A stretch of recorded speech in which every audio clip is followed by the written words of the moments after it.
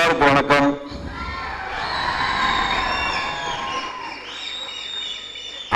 வருஷத்துக்கு முன்னாடி தேவதாஸ் ஒரு படம் வந்துச்சு. கைதட்டுற யாருக்குமே தெரியும், அப்பா தான் கேட்கணும். நீ தேவதாஸ் படம் தமிழ் சினிமாவை கலக்கிய படம்.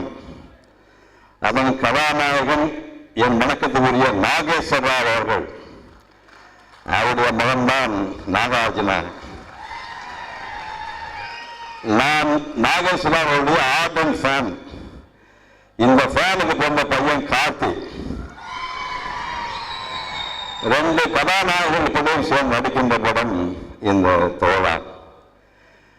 மீண்டும் ஒரு பழைய படம் சொல்ல 50-60 தோசுன்னு ஒரு படம் வந்தது இந்தியில.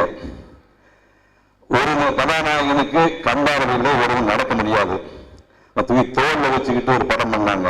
Master piece hit those.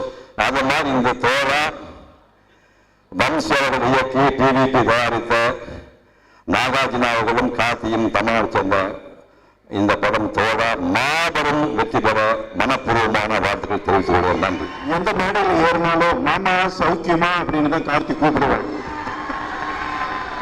ஆனா ஒரு முறை கூட நான் சௌக்கியம்னு சொன்னதே இல்லை. ஆனா எல்லா மேடையிலும் மாமா சௌக்கியமாங்கிற குரல் தான் கார்த்தி தான் இருக்கும்.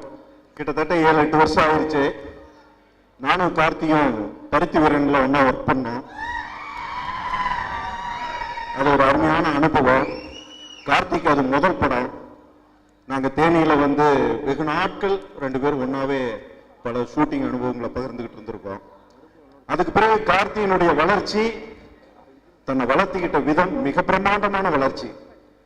எனக்கு இந்த படத்தில் 3 விஷயங்கள் ரொம்ப பிடிக்கும். ஒன்று கார்த்தி, 2வது நாகார்ஜுன் சார்.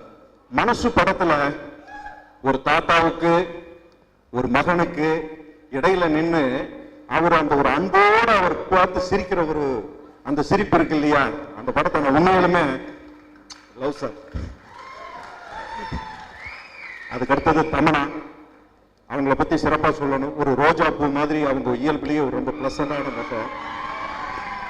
இந்த படத்துல கார்த்தியும் நாகார்ஜுனும் சாரும் தமனாவும் கார்த்திக்கு போட்டியாவே ரொம்ப அழகா இருக்காங்க 2 பேரும். ரொம்ப அந்த கெமிஸ்ட்ரி ரொம்ப நல்லா ஒர்க் அவுட் ஆயிருக்கு சார். நீங்க சிரிக்கிறது கார்த்தி சிரிக்கிறது உண்மையிலுமே நஞ்சு அல்லது. ரொம்ப சந்தோஷம் சார். இந்த படம் வெற்றியடைய இந்த டீம் முழுமைக்கும் வாழ்த்துக்கள் சார். நன்றி. நான் 10th படிக்கும் போது முதல் தடவை கட்டடிச்சிட்டு பார்த்ததே 16 வயதுல தான். அதனால வன்முறையை கொண்டாடுவதற்காக இந்த திரைப்படம் எடுக்கப்படலை. இந்த படம் உண்மையில் அச்சத்தை விளைவிக்குதா என்று கேட்டால் ஆம், அச்சத்தை விளைவிக்கிறது. ஏன்னா எங்க நோக்கம் அதுவாக இருந்தது.